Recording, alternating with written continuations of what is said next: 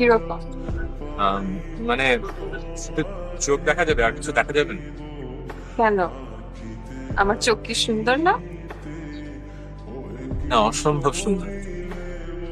আমার ভয়েসটা আরো বেশি সুন্দর। না, আমি সবসময় এরকম থাকি না। আসলে ভাবলাম তোমাকে একটু চমকে দেই। আর তুমি যে এত দেরি করে এসছো, এটা হচ্ছে তার শাস্তি। তাই শাস্তিটা আমার কতক্ষণ পেতে হবে?